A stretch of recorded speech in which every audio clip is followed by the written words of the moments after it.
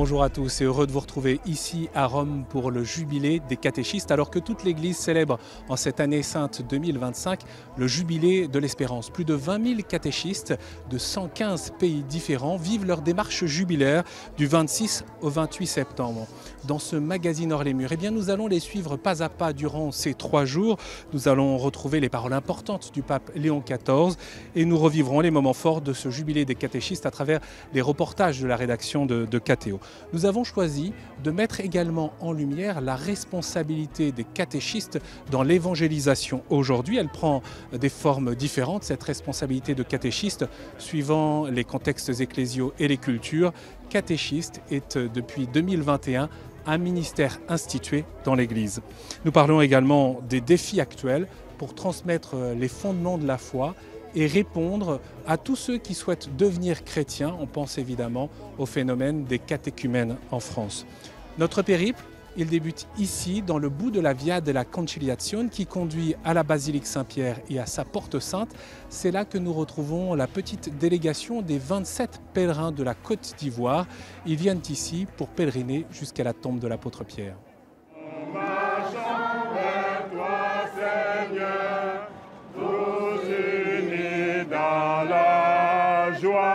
Ils sont 27 venus de toute la Côte d'Ivoire pour emprunter le chemin jubilaire en cette journée ensoleillée.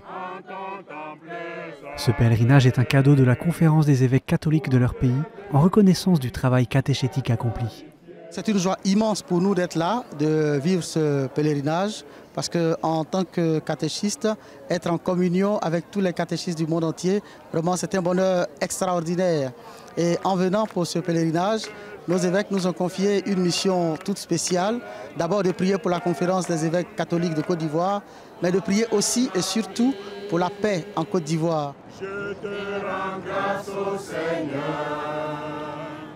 de m'avoir fait à ton image pour cette grande bonté. Sœur Joseph Myriam est fille du bon pasteur en Côte d'Ivoire.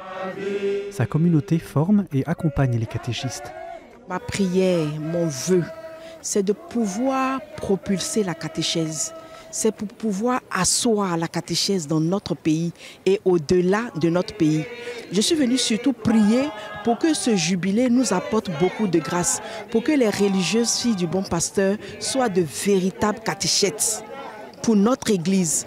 Au moment de passer la porte sainte, vivons cette démarche dans la foi et dans l'espérance. Un moment tant attendu, le passage de la porte sainte de la basilique Saint-Pierre. C'est une grâce inespérée pour Edmond. Depuis 38 ans, il parcourt à moto les routes et les pistes poussiéreuses du diocèse de Catiola pour rencontrer les habitants des villages et leur enseigner le catéchisme. C'est un travail qui est important pour Dieu et puis pour les hommes. Je travaille dans les champs du Seigneur pour pouvoir l'aider à sauver des âmes. Si c'est moi-même mon argent, je ne peux pas venir ici. Donc c'est à cause du Christ que j'ai pu arriver ici, que les gens ont pu me faire venir. Amani est cultivateur et catéchiste du pays depuis 40 ans. Il vit à travers ce voyage ce qu'il n'avait jusqu'alors connu qu'à travers ses lectures. J'ai vu, et c'est vrai. Avant, je voyais sur des images. Je voyais aussi dans les écrits. Mais maintenant, je suis allé toucher du doigt parce que j'ai prié sur la tombe de Saint-Pierre. Je crois en Dieu, Le Père Tout-Puissant, Créateur du ciel et de la terre, et en Jésus-Christ, son Fils unique, notre Seigneur, qui a été conçu du Saint-Esprit. Devant la tombe de Saint-Pierre, il proclame le credo.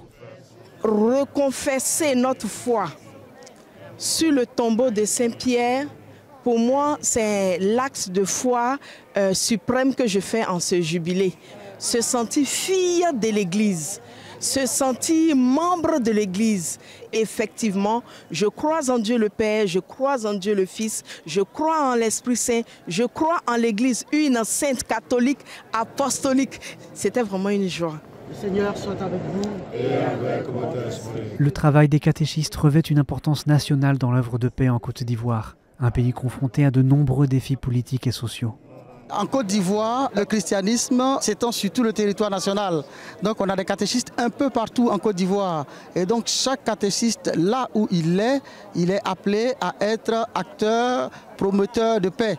Les catéchistes ont une mission très importante en Côte d'Ivoire parce que, par exemple, dans les zones rurales où il n'y a pas de prêtre, c'est le catéchiste qui fait vivre la communauté. Le prêtre, lui, vient après pour administrer les sacrements et poursuivre le travail que le catéchiste fait sur place.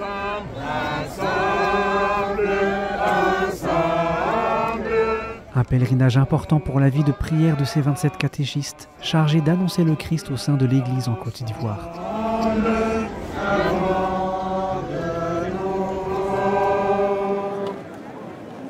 Après le passage de la Porte Sainte et la confession de la foi près de la tombe de l'apôtre Saint-Pierre, eh bien nous retrouvons Désiré Aka Konin et Paulin Kwasi-Kra. Merci beaucoup d'être là tous les deux. C'est la première fois que vous venez en pèlerinage à Rome. Est-ce que vous êtes heureux d'être là et de participer à ce jubilé? Je suis très heureux d'être à Rome parce que là, je vis vraiment l'Église catholique dans sa ferveur. Oui, c'est une grande joie. Là, je rends grâce à Dieu. Je dirais même merci à tous les évêques de la Côte d'Ivoire qui ont permis à ce que nous, les catéchistes, nous soyons ici. Nous avons eu le temps de prier pour la Côte d'Ivoire surtout. Nous avons même prié pour nos familles et pour l'Église entière. Donc c'est une joie pour moi. Vous êtes catéchistes tous les deux en zone rurale, baptisés, laïcs, pères de famille. Vous êtes engagés dans 2 diocèses différents, Yamoussoukro et Agboville, dans des paroisses qui couvrent chacune une vingtaine de villages. Combien de temps il faut pour rejoindre les points les plus éloignés de la paroisse chez vous? Moi, dans ma paroisse précisément, la communauté est très éloignée, au moins à 25 km de piste. Il faut la parcourir, souvent avec des motos. C'est pas facile. Ça veut dire plus de 2 heures, 2 heures et demie? 2 heures et demie de route. Oui. Et les habitants vivent de quoi chez vous? Les habitants vivent de l'agriculture, l'igname, le riz et le manioc. L'EVA, le cacao culture. Votre mission de catéchiste, en quoi consiste-t-elle, Désiré? Notre mission de catéchiste consiste à aider les pères à célébrer les prières dominicales dans les villages, dans les communautés, enseigner la catéchèse, en vue d'emmener les chrétiens, les catéchumènes aux futurs sacrements. D'ailleurs, chacun, vous avez 3 prêtres dans votre paroisse, mais ils ne résident pas sur place. Vous êtes dans les villages, vous êtes sur place. Oui, nous sommes dans le village, qui animons les communautés. Quand vous voyez une paroisse qui compose 21 communautés, si les prêtres doivent parcourir ça, ils sont en 1 an, ils ne pourront pas le parcourir. C'est pour cela que le catéchisme est très important dans l'évangélisation. C'est nous qui entretenons les communautés. Voilà. Il y a à peu près 65% de catholiques chez vous village, oui. Et dans votre village. Il s'agit de transmettre la foi. Vous parliez tout à l'heure de catéchumène. Ça veut dire qu'il y a des gens qui s'intéressent à la foi chrétienne? Et quand ils vivent des difficultés et qu'ils viennent vous voir pour des prières, demandent des prières, on prie, on demande au Seigneur Jésus de les aider. Après avoir vécu l'expérience, eux-mêmes se tournent à Dieu. Ils changent de comportement et ils adorent Jésus-Christ. Souvent, quand nous organisons les évangélisations, cela attire tout le monde, pas forcément même les chrétiens catholiques. Nous évangélisons dans la ville ou dans le village ou dans les communautés. Nous appelons tout le monde à venir à l'évangélisation et beaucoup se convertissent. Parmi les défis que vous rencontrez, il y a une résurgence des pratiques traditionnelles. Certaines personnes, parfois même tout en étant catholiques, continuent de recourir aux marabouts, à adorer des fétiches. Dans quelles circonstances? Pourquoi? Je pense que souvent, les gens se disent quoi? Que ce marabout peut les amener le bonheur. Même les enfants, en cas d'échec des enfants, au niveau du parcours scolaire, en espérant qu'en allant voir marabout peut le sauver. Mais je pense qu'il se trompe. Et on ne peut pas servir de maître. On aimera un et on arrivera l'autre. Être catéchiste, c'est une mission difficile? D'abord, le catéchisme, c'est un modèle de la communauté, surtout du village. C'est un modèle, c'est un témoin? Oui, un témoin. Oui. Parfois, nous rencontrons des difficultés, comme la joie également. Les difficultés sont énormes. À force de prêcher Jésus-Christ, je suis même passé par là. Il a dit, celui qui veut me suivre, qu'il porte sa croix, qu'il me suit. C'est une croix d'être catéchiste. D'abord, vous êtes dans le village, avec les chrétiens, avec la famille. C'est vraiment, il y a des difficultés. Mais comme mon collègue est en train de le dire, avec la prière, nous arrivons à prêcher la parole comme il se doit. Mais il y a la joie à côté aussi. La joie, c'est quoi? C'est de croiser Jésus-Christ. C'est une fierté pour moi, ma vie, de rencontrer Jésus-Christ. Avec le Christ, on ne peut pas perdre l'espoir. On ira jusqu'au bout. Et c'est ce qui a fait que je suis en Terre Sainte. Sans le Christ, l'homme n'est rien. Oui, c'est difficile d'être catéchiste. Parce que quelquefois, on rencontre des difficultés, comme je le disais. Et des fois, on est persécuté. L'évangile nous demande de proclamer la vérité, de dire la vérité. Mais avec le comportement dans la communauté, un chrétien qui se comporte mal, en prêchant et que tu lui dis la vérité, il va prendre ça mal. Il va te persécuter. Mais un texte qui nous disait qu'ils vont te châtier. Mais après, quand tu auras compris et que tu dis que ce que le catéchisme m'a dit est vérité, il s'adhère. Il s'adhère à l'évangile. Il change de comportement.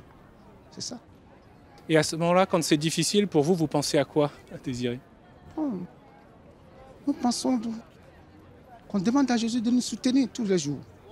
Avec la foi, avec l'Esprit Saint, de nous éclairer, de nous guider, afin qu'on puisse faire son œuvre. Comment est né ce désir, à tous les deux d'ailleurs, d'être catéchiste? Moi, depuis un certain temps, je voyais mes aînés dans mon village qui exerçaient déjà le métier de catéchiste. Et c'est de là ma vocation est venue, j'ai été lecteur. J'ai fait ma formation de catéchiste depuis le 31 janvier 2010. J'ai reçu l'aube de la part de Monseigneur et j'ai commencé à exercer le métier de catéchiste. Pour vous, Désiré? Depuis 1987, j'ai laissé l'école, j'ai été déscolarisé.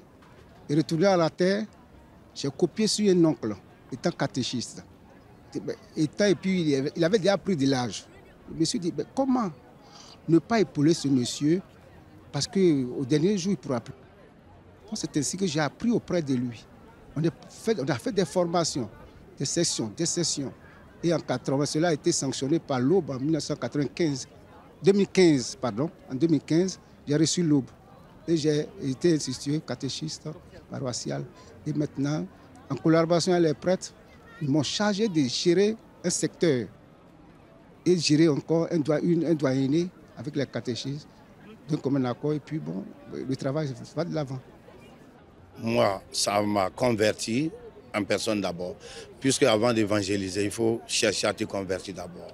Être catéchiste m'a mené à changer un comportement vis-à-vis de ma communauté et vis-à-vis même du monde entier. Merci beaucoup à tous les deux pour votre témoignage. Ce jubilé des catéchistes s'est ouvert par une veillée de prière présidée par Monseigneur Fisichella en la basilique Saint-Pierre. Monseigneur Fisichella qui est à la fois l'organisateur de ce jubilé et le propréfet du dicaster pour l'évangélisation. Le dicaster qui est en charge de la catéchèse notamment et de la transmission des fondements de la foi dans le monde. Je vous propose de revenir en images sur cette veillée et sur quelques témoignages.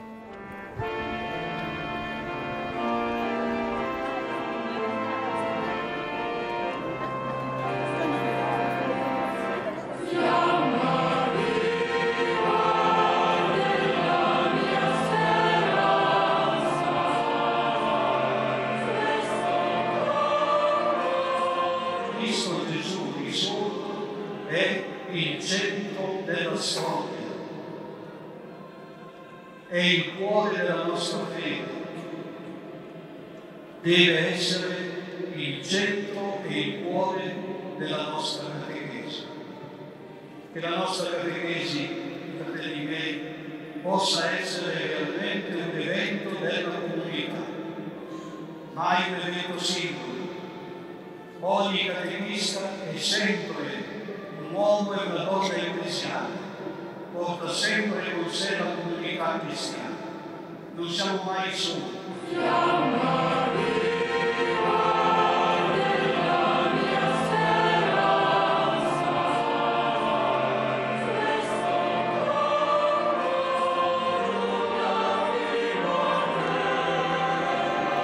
I think the catechist has a very, very unique ministry. There's a way in which the catechist is able to get in touch with common, ordinary people understand where they are and bring the faith to them and make them understand the faith in the way they understand it. So I think that's the beauty of the ministry and the call of the catechists. Just today sitting there at the Basilica and listening to the prayers from different countries and different languages, this gives us a sense of how beautiful and how wide our Catholic faith really is. Catechists are essential right now in various parts of the world to spread the gospel to the kids. Kids need to know about God and about His love in order to keep our faith alive. Et je pense que c'est pas tous les jours facile d'être catéchiste parce que nos jeunes, ils manquent d'attention, ils font beaucoup de choses en même temps. Pour eux, ça peut être une simple activité. Et mon espérance, ce serait de revenir avec des clés, avec justement l'espérance de pouvoir continuer dans ma mission et de pouvoir leur transmettre la foi, qu'ils puissent comprendre à travers ce que je dis le vrai message de Dieu, que la graine que je vais déposer auprès d'eux va un jour germer et peut-être qu'ils seront de grands chrétiens et même de futurs saints. Ми знаходимо сили у молитві Розарію. Моліться Розарій кожного дня, бо це закликає Богородиця. Вона сказала, моліться за мир. І мир буде в кожному серці, в кожній сім'ї, в кожній родині і в нашій Україні. Так що моліться за мир і беріть зброю кожен у наші руки, бо вервиця – це є найбільша зброя у наших руках. Feliz porque hoy día he renovado mi fe y mi amor en Cristo, en ese llamado que me hizo para ser catequista, para ser su testigo en el mundo. Gracias por todo, gracias al Señor, gracias al Papa, gracias a la Iglesia, que es nuestra madre, que nos acoge y nos recibe siempre con amor.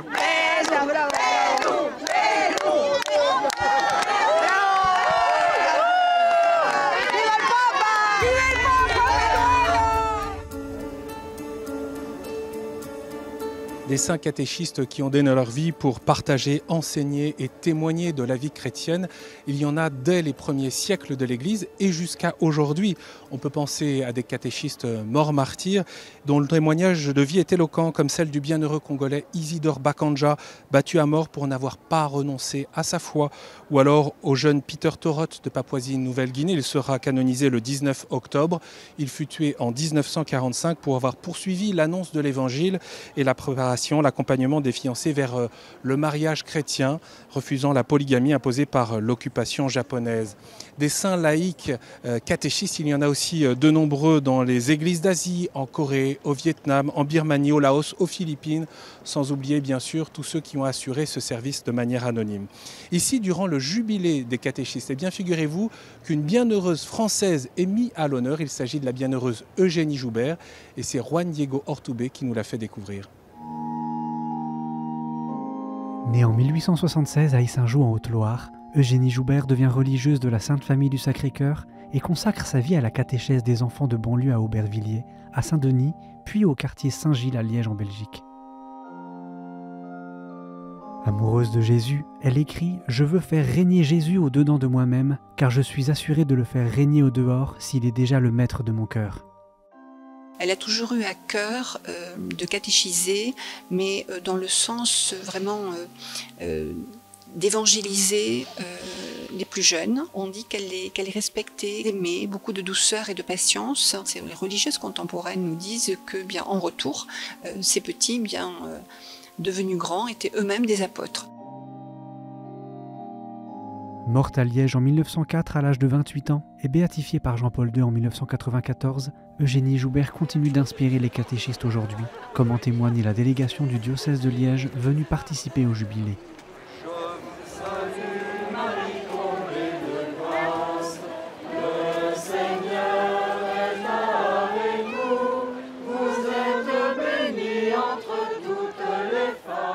J'ai décidé de devenir catéchiste dans ma paroisse. Voilà, j'ai répondu à un appel qui était fait. Ça m'a interpellée de m'occuper des enfants. Il y avait vraiment un grand manque de catéchistes. Eugénie Joubert, donc, qui est une sœur qui est venue terminer sa vie chez nous à Liège. Ça m'inspire parce qu'on m'a toujours confié beaucoup d'adolescents très difficiles avec des classes turbulentes. Et je me posais la question, mais pourquoi? Pourquoi est-ce que ça m'arrive? Alors, quand je vois ce qui s'est passé avec elle, je me dis, tiens, c'était peut-être finalement un appel de Dieu aussi pour moi. Lors du colloque « Proclamer sa foi 1700 ans après Nicée », Monseigneur Jean-Pierre Delville, évêque de Liège, souligne l'exemple d'Eugénie Joubert comme témoin d'une foi vécue conformément au credo. Il faut savoir que la Bienheureuse a laissé 37 carnets de notes spirituelles, qui sont vraiment le reflet de son expérience. Elle ne fait pas une catéchèse du credo à des enfants, mais elle s'inspire de facto de ce qui est dit dans le credo, avec ses mots à elle. Elle méditait beaucoup tout ce qui concerne le dépôt de la foi. Elle parle de Dieu créateur, mais elle nous parle beaucoup de l'incarnation, de la présence du Christ. Et même, dit-elle, le Christ est pour nous comme un père, comme une mère, comme un frère, parce qu'il nous fait vivre une vie de famille.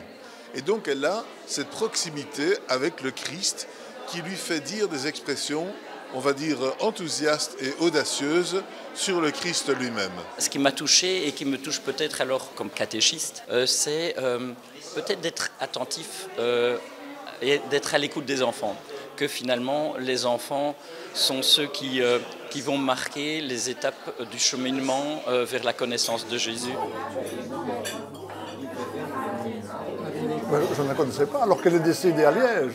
Elle a vécu une partie de sa vie à Liège. Son nom ne disait franchement rien.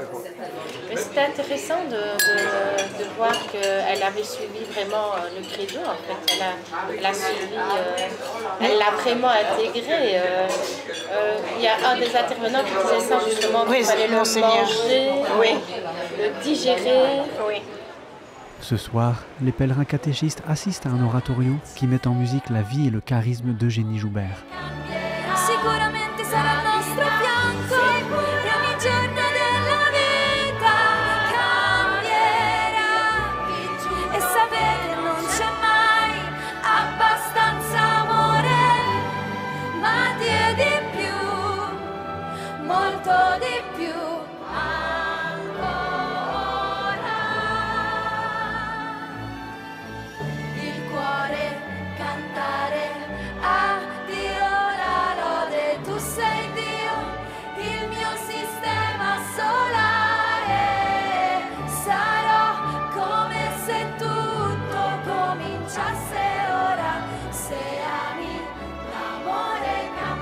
Je suis très touchée en fait par la simplicité de sa vie et par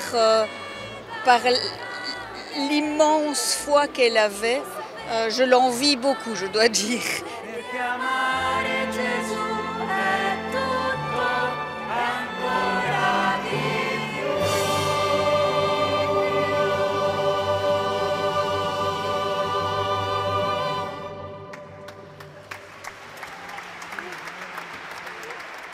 Dans le cloître de Saint-Louis des Français, nous retrouvons Cécile Geffard. Bonjour. Bonjour Étienne. Merci beaucoup d'être là. Vous êtes déléguée nationale pour la catéchèse de l'enfance, la petite enfance et les familles au sein de la Conférence des évêques de France. Et vous êtes l'une des organisatrices de la délégation française. Combien il y a de Français présents ici ? Alors nous sommes une délégation de 330 inscrits avec la Conférence des évêques de France et puis d'autres diocèses qui sont venus de façon autonome. Voilà. On peut dire que vous êtes enraciné dans l'ouest de la France, oui. En Vendée puis à Quimper maintenant. Oui. On parlait de ces figures de sainteté à l'instant. On peut mentionner Léontine d'Olivet, dont le procès de canonisation a été ouvert dans le diocèse de Rennes et qui était aussi catéchiste. Qu'est-ce que nous disent ces figures ? Elles vous inspirent ? Alors c'est inspirant évidemment pour nous en tant que catéchistes et c'est aussi inspirant pour les enfants. Ça peut être des modèles qu'ils peuvent prendre. La vie qu'ils ont vécue peut aussi les inspirer. Voilà, donc c'est vrai que ça peut être des modèles de sainteté pour chacun. Ce jubilé des catéchistes, c'est une expérience concrète, une expérience spirituelle. Pour tous ceux qui y participent, c'est aussi découvrir l'universalité de l'Église. Quelquefois, quand on est catéchiste, on peut se sentir seul, alors que ce soit géographiquement dans un lieu un peu reculé en campagne ou voilà, on est loin de lieux d'attraction. Ça peut être aussi en ville. Je pense par exemple à un catéchiste qui va être en école catho toutes les semaines, il va retrouver son groupe d'enfants, mais il va se sentir peut-être un peu seul. Donc le fait de se retrouver avec des catéchistes du monde entier peut donner un peu du nouveau souffle et être portés les uns et les autres par ce souffle et c'est intéressant. Et mieux comprendre sa vocation aussi. Et tout à fait, de mieux comprendre sa vocation. Peut-on revenir un instant, Cécile, sur l'évolution de la catéchèse en France ? D'où est-ce qu'on vient ? On a souvent en tête la dame caté oui, avec des enfants. Oui, absolument, qui était un beau modèle aussi.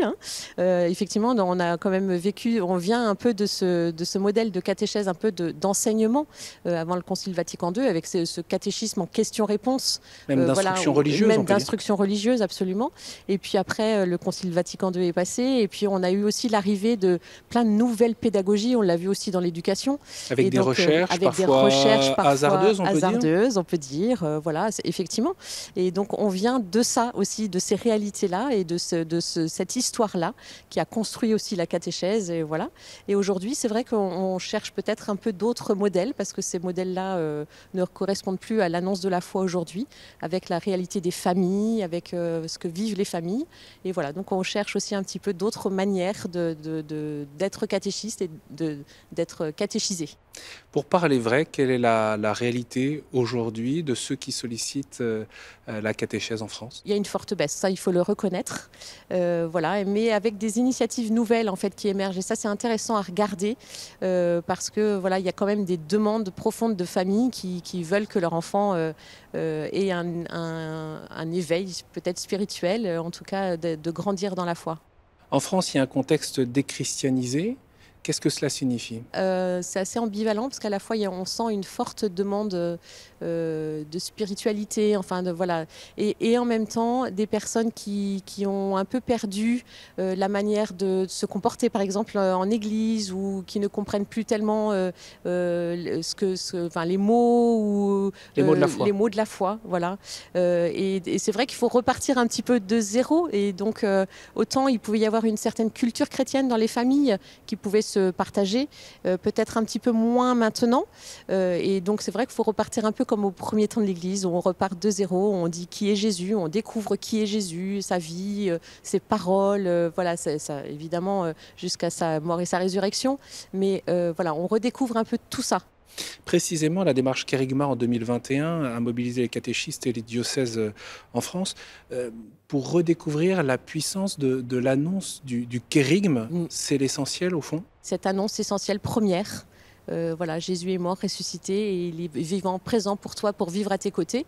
C'est vraiment l'annonce première, et c'est peut-être ça qu'il faut vraiment redécouvrir ou découvrir avec les familles, les enfants aujourd'hui. On aura tout à l'heure l'occasion de revenir sur le phénomène des catéchumènes en France, ces jeunes adultes qui demandent le baptême, qui veulent devenir chrétiens. Mais il y a aussi une réalité auprès des familles et des enfants. J'aimerais bien que vous en parliez. Oui, absolument. Il y a quand même une réalité qui tend à augmenter. C'est vrai qu'il faudrait vraiment la regarder un petit peu, cette réalité-là aussi.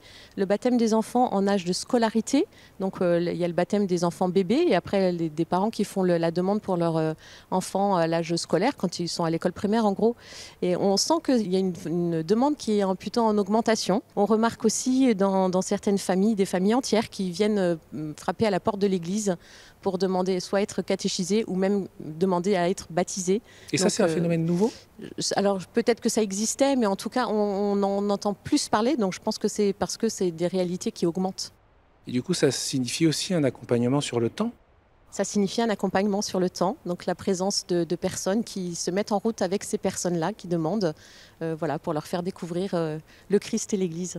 C'est vrai qu'on sent aussi, de la part des paroisses, de pouvoir proposer la catéchèse à toute la famille. Il y a des diocèses qui sont en recherche un peu de nouvelles manières de catéchiser la famille, ou en tout cas de catéchiser les enfants avec les familles. Qu'est-ce que cela implique? Alors par exemple, des temps de rencontre enfants et parents ensemble. Des choses très simples, pas forcément imaginer de grands discours sur la foi, mais au moins de partager des moments ensemble et de petit à petit découvrir, à se situer, à se conduire en croyant.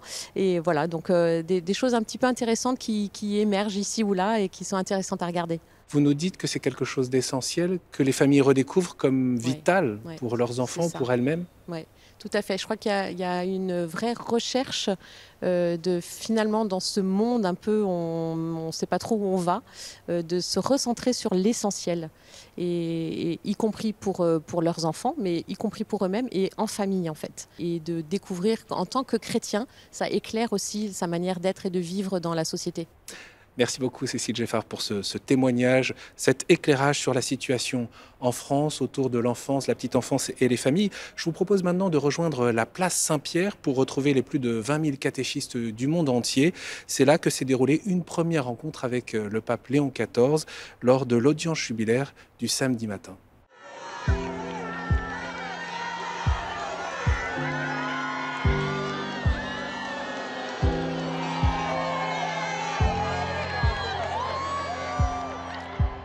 a special greeting to all of you who are participating in this Jubilee of Catechists.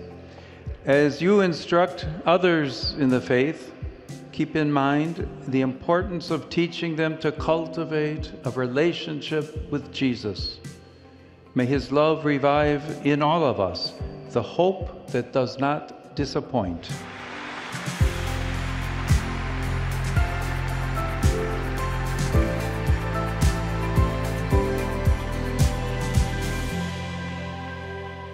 Les pèlerins quittent maintenant la place Saint-Pierre pour rejoindre différents lieux dans la ville de Rome pour suivre des catéchèses en différentes langues, pour poursuivre aussi leur démarche jubilaire dans les autres basiliques papales et les églises de Rome.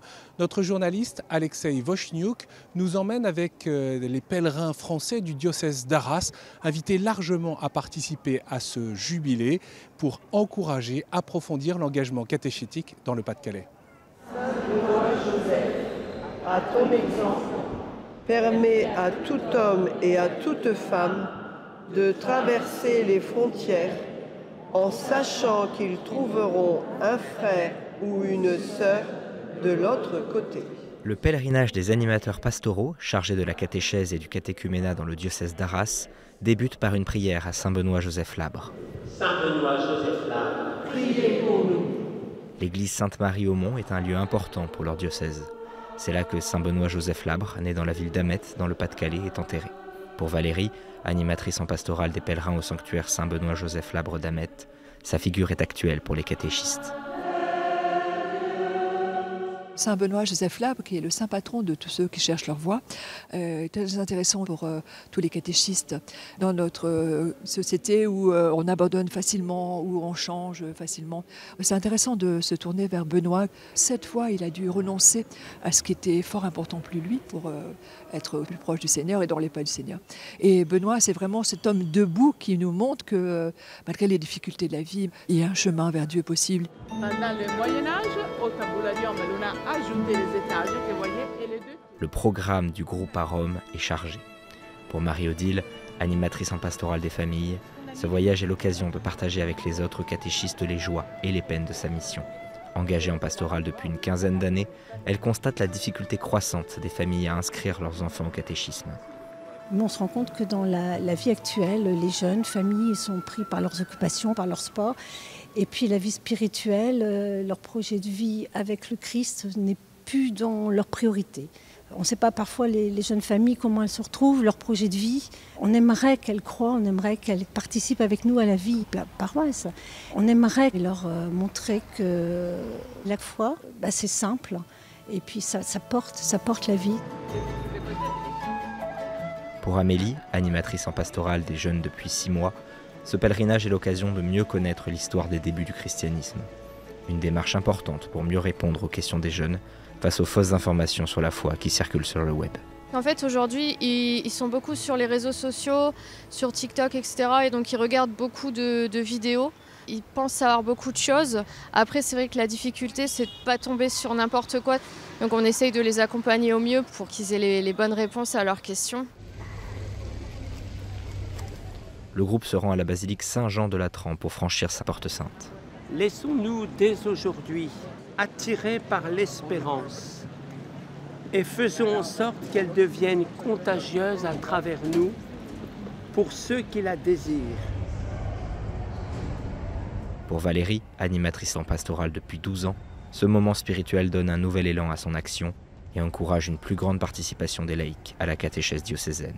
Moi, je travaille dans le rural et nous avons des petites paroisses qui fonctionnent avec des personnes âgées qui voudraient que tout reste comme avant, sauf que l'Église est obligée de bouger, de se transformer et donc on a beaucoup de difficultés à faire communauté, à se rallier à d'autres paroisses pour essayer de faire quelque chose ensemble parce que nous avons aussi un manque de prêtres dans les diocèses. Là, aujourd'hui, je me sens reboostée, pleine d'espoir. Nous sommes un bon groupe et on se soutient. Et je pense que passer la porte sainte là tout à l'heure, c'était quelque chose de... Même là, pour moi, c'était quelque chose de très important à faire au moins une fois dans ma vie. Pour vivre dans la liberté des enfants de Dieu, Rejetez-vous le péché? Oui, je le rejette. Après la visite de la basilique, ils se retrouvent au baptistère du Latran pour renouveler les promesses de leur baptême. Pour suivre Jésus-Christ, rejetez-vous Satan, qui est l'auteur du péché? Oui, je le rejette. Un moment émouvant dans ce lieu utilisé par les premiers chrétiens à Rome à partir du IVe siècle. Ça porte, ça renforce ma foi, ça me fait aussi revenir à mes origines et ça me donne confiance, beaucoup d'espoir, beaucoup d'espérance. Pour le père Frédéric Dumini, il est important que ceux qui transmettent la foi aux autres vivent de tels moments spirituels. Le catéchiste est d'abord un témoin de l'Évangile. Il le vit d'abord pour lui-même afin d'en rayonner. Il y a une formule qu'on trouve dans le texte national de l'orientation de la catéchèse en France. La catéchèse n'est pas de l'ordre de la connaissance, mais elle est aussi de l'ordre de l'expérience. Et nous voulons aussi faire une expérience à ces catéchistes afin qu'elles puissent en rayonner et en revivre aussi chez elles, auprès des familles et auprès des enfants. Le jubilé des catéchistes se poursuit. Pour eux, c'est une façon de donner un nouvel élan à leur mission pastorale au sein de leur diocèse.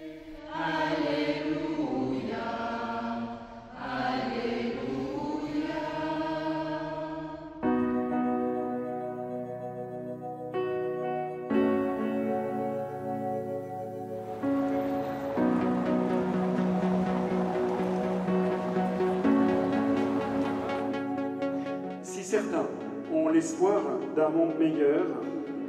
L'espérance chrétienne qui a pour objet le royaume nous oriente d'abord vers une personne et la plénitude de notre humanité qui se réalise en elle.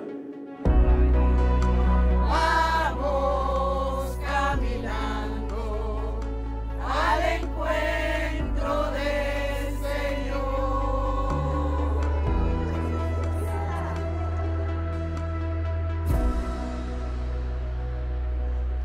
Après des temps de prière, de confession, de catéchèse dans les églises de Rome, de profession de foi, de renouvellement des promesses du baptême, on l'a vu, retour sur la place Saint-Pierre pour l'Eucharistie. La messe dominicale est présidée par le pape Léon XIV avec l'institution de 39 nouveaux catéchistes de différents pays, parmi lesquels l'Italie, l'Espagne, le Portugal, le Brésil, le Timor oriental, les Émirats arabes unis, le Mozambique, le Pérou. Ce nouveau ministère laïque de catéchistes a été instauré par le pape François en 2021 pour développer la pastorale de la transmission de la foi, de la première annonce du kérygme jusqu'à la préparation au sacrement et la formation permanente des baptisés. Il Vangelo ci annuncia che la vita di tutti può cambiare perché Cristo è risorto dai morti.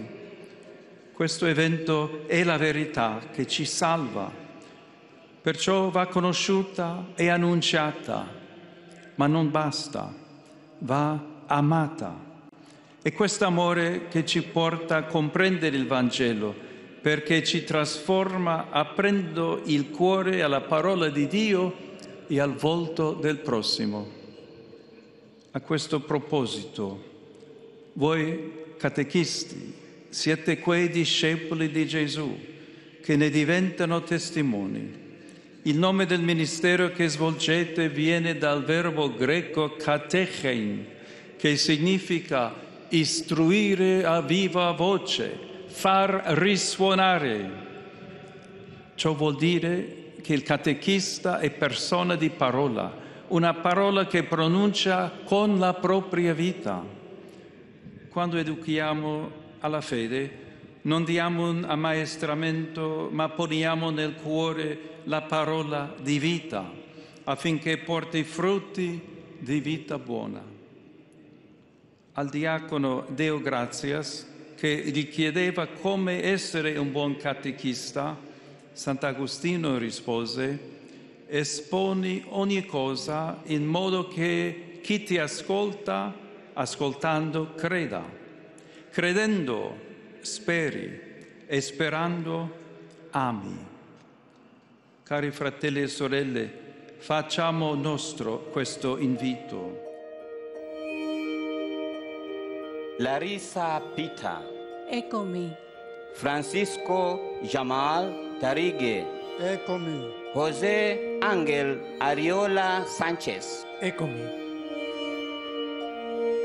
O Padre che ci rendi partecipi della missione di Cristo tuo Figlio e con la varietà dei doni dello Spirito provvedi alla tua Chiesa. Benedici questi tuoi figli e figlie eletti al ministero dei catechisti. Fa che vivano in pienezza il loro battesimo, collaborando con i pastori nelle diverse forme di apostolato per l'edificazione del tuo regno, per Cristo nostro Signore.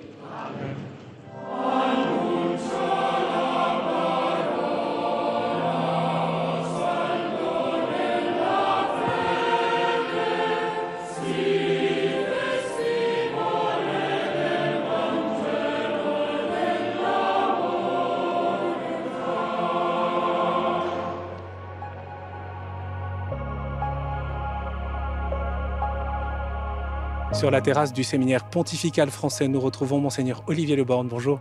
Bonjour Étienne, bonjour à tous. Vous êtes évêque d'Arras et président de la commission épiscopale Initiation et vie chrétienne de la Conférence des évêques de France. Alors au cours de la messe présidée par le pape Léon XIV, on l'a vu, il y a eu cette institution de catéchistes, un nouveau ministère. C'est pour quand en France ? Eh bien, j'espère assez vite, même si on est confronté à des questions assez complexes, notamment sur la dimension vocationnelle, qu'il faut qu'on comprenne bien ce qu'a voulu dire le pape François, et puis aussi sur la question de la formation. Peut-être aussi, on cherche bien à articuler bien prêtre, diacre et puis futur ministère institué. Mais la célébration de ce matin, pour tout vous dire, m'a donné des idées, et j'espère qu'on ne va pas trop attendre.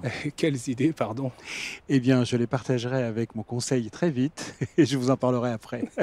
Quelle est la responsabilité de catéchiste en quelques mots ? Parce qu'au fond, s'il fallait définir cette mission. Alors, quand le pape François institue le ministère de catéchisme, qu'on peut conférer à des hommes ou à des femmes, il a, je pense, en tête les pays récemment évangélisés dans les siècles, dans les décennies dernières. Et donc, un catéchiste, c'est en fait un responsable de communauté. Il anime la communauté, éventuellement même un fondateur de communauté. Il est envoyé pour ça, pour animer la communauté, puis pour permettre, à partir de quelques chrétiens, d'évangéliser le village, le territoire, sachant que souvent, il y a beaucoup moins de prêtres et ils passent rarement. Donc c'est vraiment de véritables animateurs de communauté. Et on peut rappeler que l'évêque est le premier catéchiste de son diocèse. Il est censé l'être, oui. Non, mais il l'est, de fait. Pour annoncer Pour annoncer l'évangile. La catéchèse est vraiment, aujourd'hui, peut-être que nos anciens, ça les surprend, mais la catéchèse, elle a été... Benoît XVI a décidé qu'elle serait dans la congrégation pour la promotion de la nouvelle évangélisation. C'est un vrai changement. Avant, elle était au clergé. Ça dit aussi qu'on prend conscience d'un monde peut-être moins chrétien que en tous les cas en Europe, que nos prédécesseurs. Et en même temps, on a beaucoup plus conscience de l'urgence de l'évangélisation et l'annonce du Christ qui est notre paix. Parlons de la situation justement en France, l'écroulement du nombre d'enfants catéchisés, l'explosion du nombre de catéchumènes, notamment chez les jeunes adultes, c'est en pleine transformation. Alors c'est en pleine transformation, l'écroulement il est à la fois clair mais je voudrais qu'on le vérifie, parce que si on a constaté une chute vive au moment du Covid et qui n'est pas liée qu'au Covid, qui est aussi un changement culturel, depuis, étonnamment, c'est stable. En tous les cas, dans mon diocèse, voire ça remonte un tout petit peu. Donc, on voudrait comprendre. On va sans doute essayer de voir au niveau national, ce qu'on n'a pas fait depuis quelques années. Mais c'est vrai qu'inversement, alors ça ne compense pas, parce que c'est d'un tout autre ordre. Mais il y a une explosion des demandes catéchuménales, adolescents et adultes. Voilà, j'ai eu la joie d'avoir un curé qui est venu me voir récemment, me dire « Monseigneur, j'ai un problème. J'aurai 35 baptêmes la nuit de Pâques. » Heureux problème. En quoi ça peut être un problème, justement, un défi? Alors, il a déjà un problème d'église, parce que l'église va exploser en termes de taille. Et puis, autant les pays de mission ont l'habitude de 42 baptêmes, 42 mariages en même temps, ils savent faire. Ben nous, on apprend. La France a besoin de catéchètes, pas de répétiteurs de parcours, c'est ce que vous dites? Mais j'en suis convaincu. C'est-à-dire qu'on a besoin de parcours. Il ne faut pas forcément opposer les uns et les autres. On a besoin d'itinéraires. Il s'agit non pas de faire ce que j'ai envie, mais d'attester de la foi de l'Église. Un catéchète, il ne partage pas ses opinions, ni même ses émotions, ni même son expérience, même si à un moment, il peut y faire référence. Il atteste la foi de l'Église catholique. Mais ce qui en atteste, donc il a besoin de repères. Mais ce qui en atteste, c'est la manière dont il en vit. C'est l'expérience lui-même qu'il fait. Et la capacité qu'il a de mettre des mots dessus pour donner aux gens des mots pour lire leur propre expérience. Et c'est là aussi où il y a un travail? Je pense qu'il y a un vrai travail, oui, à la fois de liberté par rapport à ce qu'on appelait les parcours, mais en même temps d'enracinement dans des repères clairs et dans la foi de l'Église. Et pour autant, il n'y a pas de barrière, il n'y a pas d'interdit, il n'y a pas de... Enfin, vous parlez de liberté, de quoi il faudrait se libérer? Alors, parfois, il y a deux tentations opposées, je dirais. La première, c'est d'être tellement prisonnier d'un parcours qu'on ne fait que ce qui est écrit, que ça ne vit plus. Et puis, on pense que le parcours peut prendre la place du catéchète. C'est impossible. Le catéchète a besoin d'un parcours, je le redis avec force, mais le parcours ne remplacera jamais le catéchète. C'est celui qui atteste de la foi, c'est le catéchète, c'est pas le parcours. Et inversement, on a des gens qui sont dans une telle liberté qu'éventuellement, ils vont faire part de leur propre expérience, mais en oubliant qu'ils sont témoins de la foi de l'Église et pas de leur manière dont ils perçoivent Dieu. Et là, il y a parfois, à la fois, il s'agit d'habiter son expérience, mais de savoir la mettre à distance. Comprenez, moi, je ne veux pas que les gens croient en Dieu tel que j'y crois. Moi, ma foi, elle est tellement courte vue. Je veux qu'ils aient accès à tout Dieu. Seule l'Église me garantit l'accès à tout Dieu. Quelles sont les demandes de ceux qui frappent à la porte aujourd'hui? Est-ce qu'elles sont claires? Elles sont multiples. Moi, j'en perçois... je perçois quelques axes à travers les lettres et les rencontres que je fais. Il y en a un qui est d'être dans un monde qui se perd complètement. Qu'est-ce qui tient, quoi? Je me souviens, Benoît XVI, quand il était venu à Paris, au Bernardin, avait parlé d'eschatologie existentielle. Dans un monde qui n'arrête pas de bouger, qui semble s'effondrer, qu'est-ce qui tient? Sur quoi je peux construire ma foi? Et je pense que, je sais pas, je dirais un quart des catéchumènes. L'un d'autre, c'est vraiment... je suis frappé de ce que la charité, la fraternité, nos communautés sont... Parfois, pas, on a envie de les secouer pour que ce soit plus fraternel, n'empêche qu'elles le sont déjà pas mal. Et la charité convertit les cœurs. Il y a des gens qui sont très surpris. Je vois le secours catholique des pauvres, ils ont été accueillis. Et ils se sont dit, c'est ma famille. Et puis, on voit aussi sans doute le fruit de notre pastorale. Il n'y a pas que l'Esprit femme à notre porte, c'est évident, mais depuis quelques années maintenant, quand on s'adresse à nous, mais vous n'êtes pas baptisé, y avez-vous pensé? Vous n'êtes pas confirmé, y avez-vous pensé? Ah, vous voulez être parrain? Ah, mais comment témoigner du Christ ressuscité auprès du filleul si vous n'êtes pas baptisé? Eh bien, on voit des gens qui se mettent en route, et qui se mettent en route pas par obligation, mais parce que la question a réveillé en eux un appel. Et puis, on perçoit aussi, pour les plus jeunes, le besoin d'un cadre. Et le besoin d'identité. Le besoin d'identité. Parfois une attente de permis défendu. Qu'est-ce que j'ai le droit de faire et pas le droit? Exactement. Alors, il faut l'entendre. L'identité est une bonne chose. Pour dire tu, il faut savoir dire je, savoir qui on est. Le véritable œcuménisme, il se fait en habitant sa propre tradition dans la bienveillance de l'autre. Il ne se fait pas en niant ce qui nous habite et les richesses qu'on a. Et donc, l'identité est une bonne chose, mais il faut qu'elle soit relationnelle. Et ça, il faut qu'on aide. Parfois, on voit bien, il y a des systèmes de pensée ou d'autres religions qui sont tellement axés sur le permis défendu que parfois des jeunes disent « nous, on voudrait être catho comme ça ». On pense à l'islam, évidemment. On pense à l'islam. Mais on va les initier au Christ. Petit à petit, on va accueillir leurs demandes. Et moi, je trouve qu'elle est légitime. Ils ont le droit d'être assurés, ces jeunes. Mais pour leur faire découvrir que c'est beaucoup plus profond que permis défendu, qu'il y a quelqu'un qui les aime et qui les rend libres et qui leur permet d'opposer un discernement et de construire avec tous les frères et sœurs un monde pour accueillir le Dieu qui vient. Justement, dans ce contexte de déchristianisation, les fondements de la foi, il y a un enjeu autour à les transmettre, à ce que ça soit véritablement consistant. L'enjeu, c'est que le Christ auquel on initie devienne le roc sur lequel on puisse construire sa vie. Et on ne peut pas construire sa vie seulement sur des beaux sentiments, sur de l'affectivité. Donc, de fait, il faut descendre dans, non pas nier les dimensions qu'on vient d'évoquer, mais descendre dans la profondeur. Le Christ est un roc, et donc, quelle est cette vérité qu'est le Christ sur lequel je peux bâtir ma vie? Et donc, bien sûr, il y a des fondements à redécouvrir. Hier, j'évoquais avec les catéchètes la nécessité pour moi très importante de redécouvrir l'eschatologie les fins dernières. Ça ne fait pas fuir le monde, mais de savoir que le Christ revient dans la gloire, ça donne une épaisseur à mon existence, il y a une saveur existentielle de l'eschatologie. Il faut redécouvrir ces choses-là. Merci beaucoup, Monseigneur Leborgne, de nous avoir accordé un peu de temps. Je vous propose, avant de nous quitter, bien justement de retrouver quelques témoignages de ce qu'ont vécu des pèlerins, des catéchistes ici présents à Rome durant ces 3 jours. He aprendido en este jubileo que el ser catequista es una labor de todos juntos. Todos juntos trabajamos en una misma misión. No es algo que yo estoy sola, aislada. Ce jubilé nous apporte plus de joie pour pouvoir être à la suite du Christ, annoncer l'évangile. On a rechargé les batteries, on s'est enrichi. Et puis, je vais avoir beaucoup de choses à raconter à mes enfants de caté en rentrant. Je pense que je vais les intéresser. Ce jubilé m'a plus fait comprendre que les fidèles qui sont invités, qui découvrent le Christ, ont en eux l'intuition, les semences du Verbe que le catéchisme est appelé à travailler, à faire discerner et à faire mûrir. Pouvoir côtoyer les autres catéchistes du monde entier. On a rencontré ceux de France, de la Corée, d'Italie. Et puis cet échange avec ces belles personnes-là, ça vient renforcer notre foi et notre engagement. Je réalise que tous ceux qui sont là, on porte la même mission, c'est-à-dire de pouvoir annoncer la parole de Jésus et aussi de transmettre la foi à tous ceux qui sont autour de nous. Donc moi je repars avec ça à l'île Maurice, avec ce sentiment, en tout cas mon sac là il est rempli d'émotions, de pouvoir partager aussi à d'autres catéchètes dans mon île.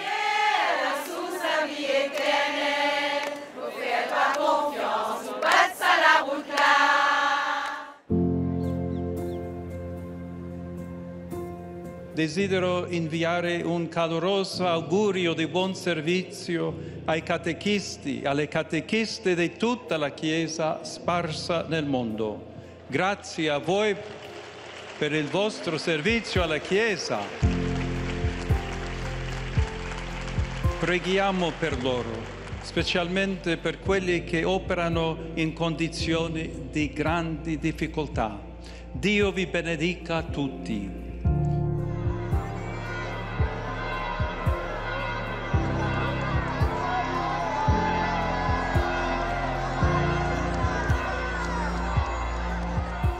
Merci à tous les pèlerins qui nous ont confié leurs témoignages au cours de cette émission. Ils nous rappellent le rôle central des catéchistes dans l'évangélisation aujourd'hui.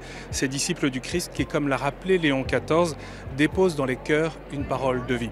Je salue et je remercie à la fin de cette émission tous ceux qui nous ont accueillis ici à Rome. Merci aussi à l'équipe de KTO, mobilisée ici et à la rédaction qui a préparé cette émission. Et puis bien sûr, merci à vous de nous avoir suivis. Vous pouvez retrouver cette émission et la partager depuis notre site ktotv.com. À bientôt.